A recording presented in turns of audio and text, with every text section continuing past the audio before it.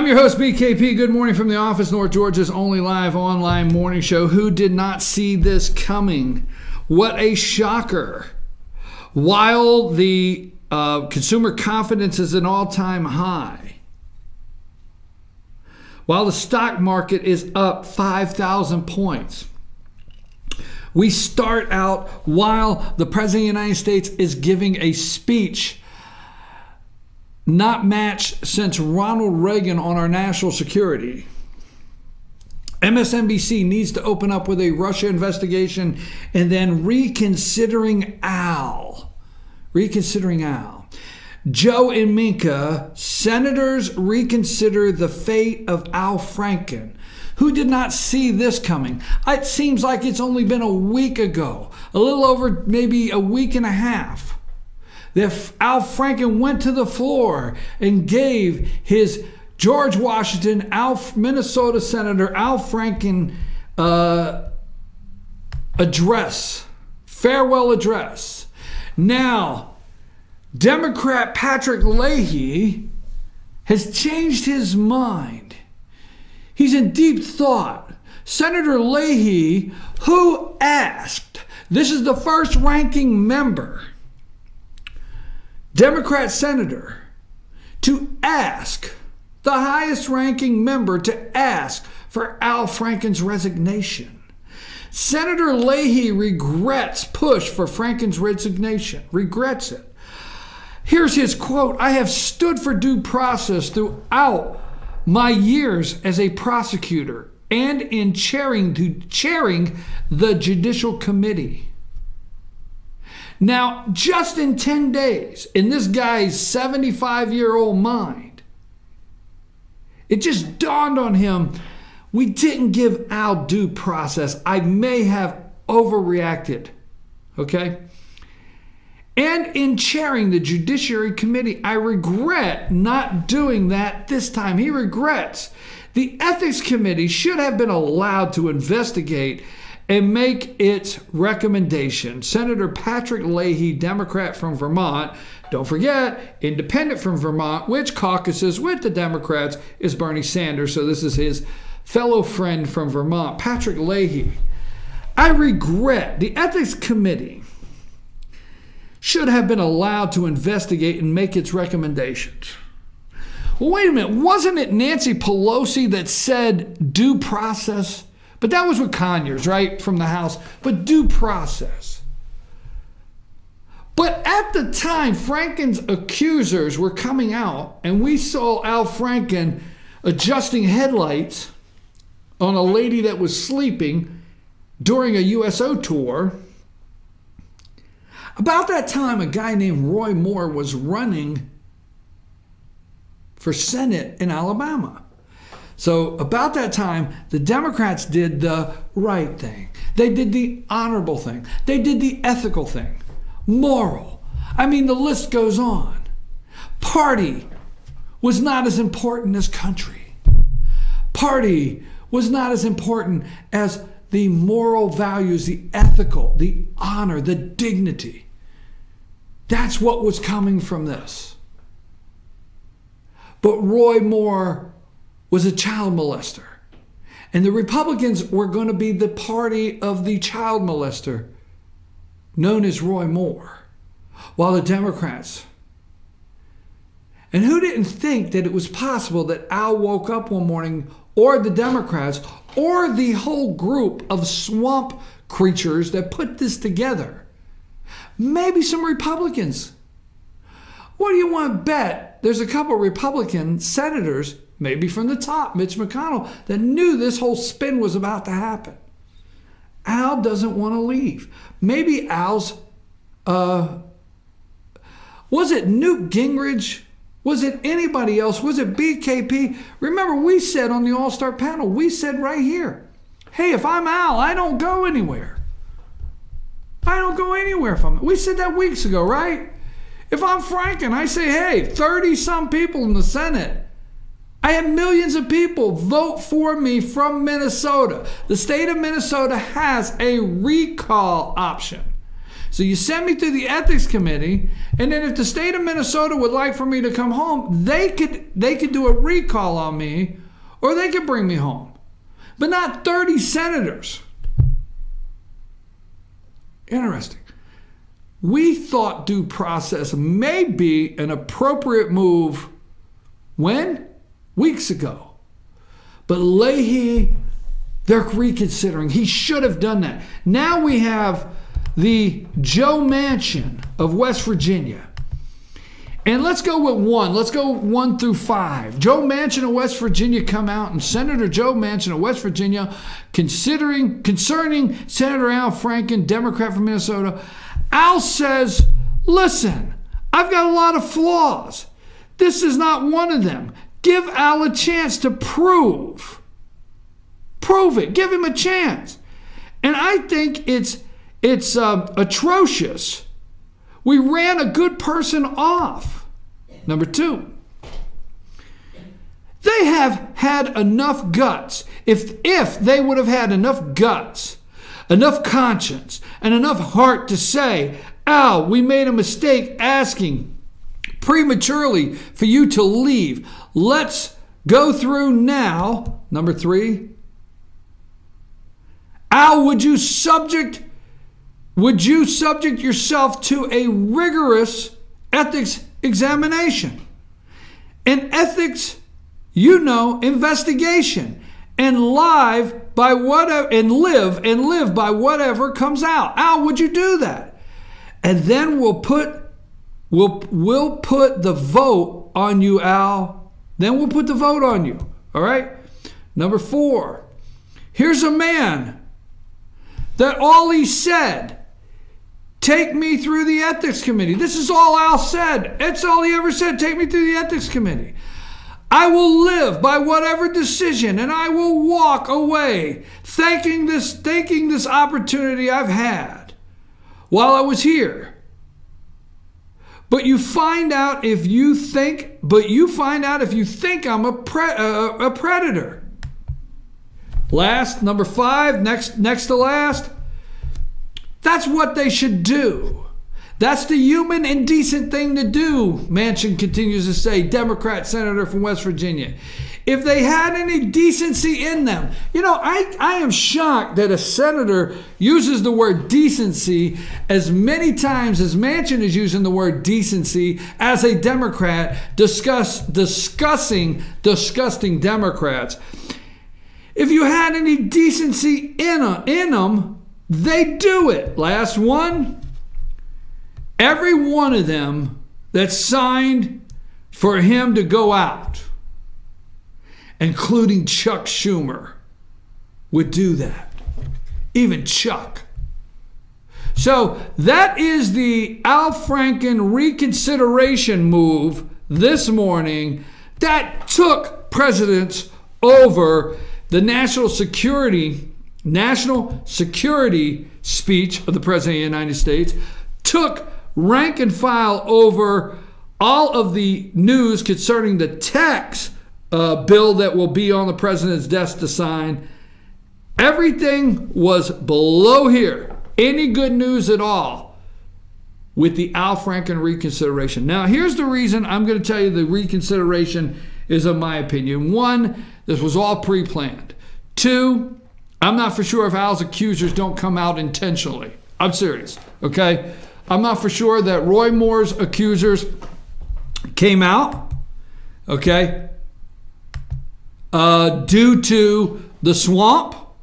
And I'm not for sure that Al's accusers came out due to the swamp, but in Al's favor in a strange way.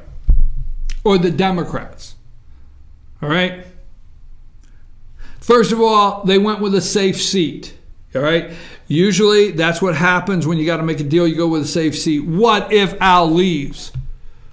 We can't lose a Democrat vote. If Al was to really leave, we could get him a good job. Al will get you a good job. You'll be on the board of so many different corporations. You only show up once a quarter to send you a check. You'll be fine, okay? We'll put you in one of those think tanks, and then we'll have a senator retire in a couple years, and you can run for that spot later on. You're still a young guy there, Al. Or if Al really leaves, we know we're not going to lose. We know we're not going to lose the Democrat seat. So I think it was all a setup. Now, Al being back, and the honorable thing now to do is to send him through the ethics committee. You see, the Democrats change the rule of what honorable is. The Democrats change the rule of what ethical, moral is. They change all the rules, okay? So they've gone from that to now the right thing to do is the ethics committee. They regret their judgment. I don't think so, okay? I think there's a little story out there called Paranoia Grips Capitol Hill amid sources claiming megastory will expose 50 lawmakers' sexual harassment charges. In a piece published, this came out December 17th, today's the 19th, in a piece published Sunday evening, all right, this past Sunday evening, by Politico entitled Paranoia Grips Capitol Hill as Harassment or Harassment Scandal Spreads. A source tells the news outfit that up to 50 lawmakers' sexual harassment charges will come to light. Okay? Now, I think this is out in front of us, so I think it's time, because it's not just going to be Al, and it's not going to be Conyers. Okay? I think it's time that everybody will need the due process, okay? Period. All right. Two quick things before we leave. We just got 20 minutes here. I want to make sure that I finish up. We want to watch the 22nd of what's going to happen, all right? Because there's a strategic move here that could happen. It could. The President of the United States could show you, the American people, the truth behind a government shutdown. The President of the United States could expose a government shutdown for what it really is. Could, I'm just saying. You did not hear in my 8 o'clock hour a strong confirmation from Congressman Doug Collins that there would be a continuing spending resolution on Friday. You didn't hear a strong yes. 2 weeks ago or 3 weeks ago, whatever it was, that the last one was just a month ago that we extended it for 6 weeks or 4 weeks or whatever. Remember that? Congressman Doug Collins came on here. I asked that same question. I can go back and get that question for you. And immediately, oh, we'll have something this weekend. We've already got it ready. We'll pass it. You know, we'll move it right down. We're okay. No shutdown. Today, he did not say there'd be a government shutdown, but he did not enthusiastically say, we're going home Friday, December 22nd, and the government will be open with a continuing spending resolution. He didn't say that. There's a side of me that says, House GOP new strategy may cause a pre-Christmas government shutdown. It has been obvious all year that so long as Democrats have the power to stop legislation via Senate filibuster, congressional Republicans could not insist on their way or the highway. That is why their health care tax bills have not been advanced via budget procedure that prevents filibusters. But they cannot use the procedures for the routine appropriations measures. In routine appropriations measures, let's go back to changing the rule, right? You cannot use the reconciliation that they're going to use for the tax bill. You cannot use the reconciliation that they have used in the past. This has to have a budget procedure, okay? But they cannot use the procedure for a routine appropriations measure that keep the government functioning. So although both parties have postured and issued threats about shutting down the federal government, okay, in lieu of a deal on spending for the current fiscal year, it's unlikely, especially right before Christmas, unless stupidity breaks out. All right? Now, they're calling stupidity. Unfortunately, stupidity may indeed be breaking out in its traditional stomping ground, the House GOP caucus. That's where stupidity breaks out, according to this article, where Speaker Paul Ryan is toying with a too clever by half strategy of passing a spending bill only a House Republicans could love. Ted Cruz really got taken to the woodshed by the media for shutting the government down. That was what was said. He shut the government down. They still to this day, the king of government shutdowns, Ted Cruz, is what they do. Senator Ted Cruz from Texas. Not true, folks. But on Friday, we will find out, because I'm going to tell you something. If the tax plan passes, okay? You see, America is yet to understand what non-essential employees are. See, in the private sector, if you're labeled a non-essential employee, then you're felt to be non-essential. And I understand, I know there's a fine line in that definition, but most of America is not in tune with what a non-essential employee is of the federal government. So on December 22nd, we can have a tax plan. We can have a majority of Americans, whether polling comes out on Christmas Day, happy. We can have a majority of Americans that could care less. You know, this time, the veterans that want to visit the memorials, it'll be looked at different than Obama. This time, the way Obama treated our veterans for the World War II memorial, the parks, the media setup, it'll be different this time. Will President Donald Trump, will he show Democrats and Republicans how to say deal or no deal? Bottom line, let's see, because you heard in our first half hour, Congressman Doug Collins say we should have a long-term spending bill, an appropriations bill, somewhere in January. Maybe this thing shuts. Hey, what else could happen to this guy? 7 days a week he's hounded about Russia. 7 days a week his son-in-law, his daughter, his grandkids. 7 days a week somebody said something ugly about his wife. 7 days a week they go after this guy with both feet and dig down the heels in this guy. So what's a little government shutdown for 2 weeks? Yeah, really?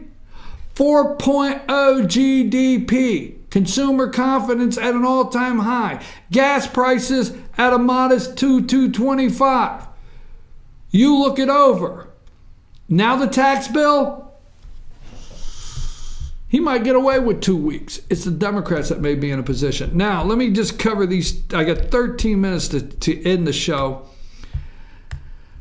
Trump administration asked Supreme Court to block abortion for immigrant teens.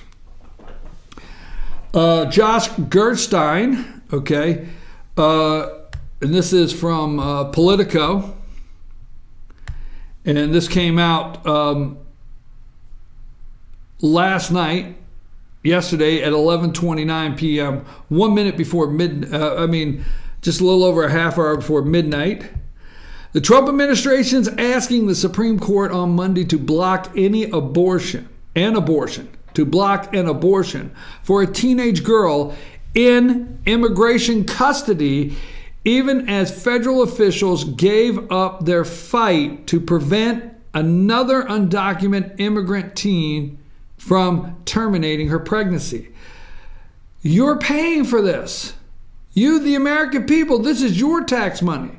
The moves come just hours after a federal judge ordered the Trump administration to permit abortions, plural, as soon as Tuesday evening for both pregnant 17-year-old girls being held in federal-funded shelters in different states.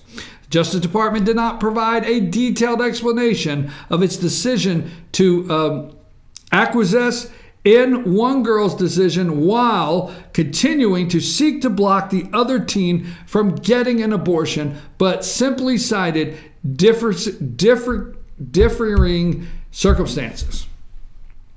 The teen whom officials are no longer trying to stop from terminating her pregnancy is believed to be about 22 weeks pregnant, nearing the time many states ban elective abortions.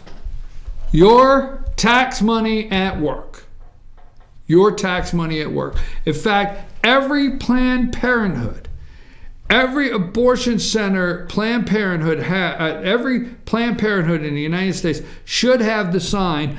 You know, if you see your tax money at work sign with a shovel on the highway, you love it because it's an extra lane. It may get you somewhere to and fro faster and faster. I think we should start a national campaign, President of the United States, on some things that would really shock Americans and put signs up, your tax money at work. You pull in some places and see that sign, you will be shocked to find out what you pay for. I'm going to close this morning. You know, we hear the media cover for Barack Obama. We hear the media cover for Hillary Clinton. We hear the media cover for Eric Holder, Loretta Lynch, Bill Clinton. We hear the media cover for all of these people in the deep state. Barack Obama wanted to unite the Muslim world against our country so bad. He wanted to bring us down several notches. He wanted to elevate the Muslim world to a point that America was basically crippled with no belief system. The deal with Iran, we all know about the money dropped the pallets of money. We all know that. We all know that we gave their money back that we seized. When I say we gave their money back, and the hostages, all right, we returned money that we took during the Iran hostage crisis, and we gave it back with interest, where we froze the funds in this country. How Obama appeased Iran by turning a blind eye to Hezbollah's crimes. And the news starts out with a Russian timeline that somebody talked to a Russian. A new report shows that in efforts to reach a nuclear deal with Tehran, the administration went so far as to stop the DEA from cracking down on Hezbollah's drug running. Over the weekend, Politico's Josh Meyer published a blockbuster report that can't be allowed to disappear into the void of holiday season. In painstaking detail, it documents claims that the Obama administration crippled the Drug Enforcement Administration operations against Hezbollah as partisan effort to reach a nuclear deal with the Iranian regime. Obama's administration knew this all along. They wanted the deal. Why would the DEA of all agencies target an international terrorist organization? It turns out that Hezbollah has been a major player in international cocaine trafficking and was using proceeds from its drug running and arms dealing to finance, among other things, the purchase of explosive form penetrators, the deadliest IEDs used against American soldiers in Iraq. This is an international, well, the other one is too. This is a whole different level of Fast and Furious. They turn their back. It's a different, I mean, the gun thing that Eric Holder is doing, and I don't make light of that, don't want to go down that road, I got 7 minutes. The deadliest IEDs used against American soldiers in Iraq. Our own president of the United States knowingly allowed drug trafficking, knowingly allowed Hezbollah to get $1 billion a year to purchase these explosive formed penetrators. Hezbollah has transformed itself into an international crime syndicate that some investigators believe was collecting $1 billion a year. The DEA's project Cassandra was designed to disrupt this syndicate. And just as the operation began reaching into the highest echelons of one of the world's worst terrorist organizations, the Obama administration started to shut it down.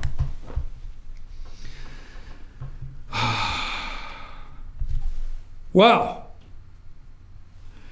The Justice Department declined requests by Project Cassandra and other authorities to file criminal charges against major players such as Hezbollah's high-profile envoy to Iran, a Lebanese bank that allegedly laundered billions in alleged drug profits, and a central player in the U.S.-based cell of the Iranian Parliamentary Quds Force. And the State Department rejected request to lure high-value targets to countries where they can arrest them. The State Department. What do I tell you on a daily basis here? The Department, I know you keep saying IRS. Department of Justice, okay? FBI, State Department. Everything you read, Department of Justice, FBI, State Department. Some former Obama administration officials justified their actions on the basis that the DEA may have interfered with more important anti-terrorist operations. Okay?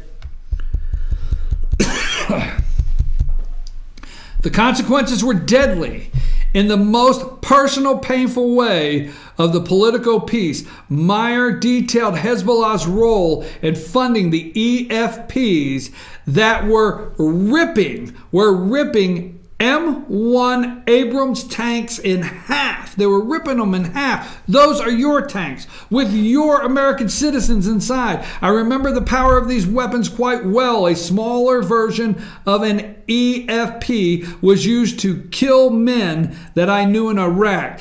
The mere threat of EFPs at one point shut down all ground supply routes into our base near the Iranian border.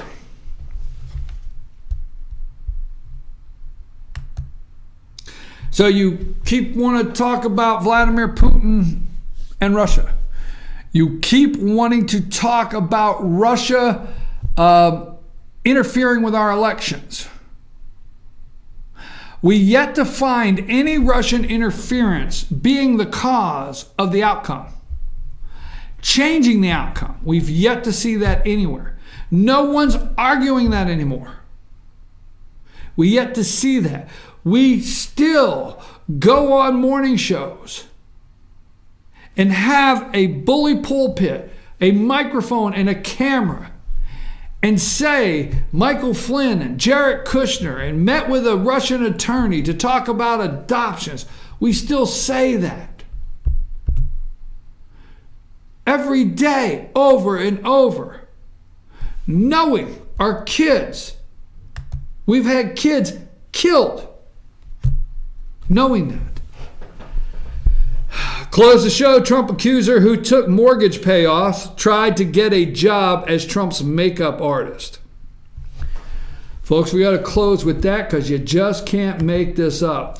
I'm your host, BKP. Tomorrow's Wednesday. We'll be back right here at 8 a.m. Good morning from the office, Wednesday morning at 8 a.m. You can find us if you have any news throughout the day. You can find us, text us at 706-889-9700, 706-889-9700, or chief@fetchernews.com. You can also follow us on Twitter at FetcherNews, at FYNTV. And our ugly sweater contest, let's put that up there one more time. There are multiple prizes, a $25 gift certificate from prize from Mesquite Grill, a $25 gift certificate from Ace Hardware of Blue Ridge, a spa treatment, a 1-hour massage, a 50-minute massage, and a facial. What is the name? Brasstown what? It's at Brasstown Valley, but I think it's Equani Spa? Yeah, at the spa there at Brasstown Valley. 50-minute massage. Just send your ugly Christmas sweater. It will be revealed Friday, and we're not done with prizes. It'll be revealed Friday, December 22nd on our show. So there you go. Government will be out of money. It'll be Christmas. It'll be time to go home. Old St. Nick. I'm your host. Take us out of here.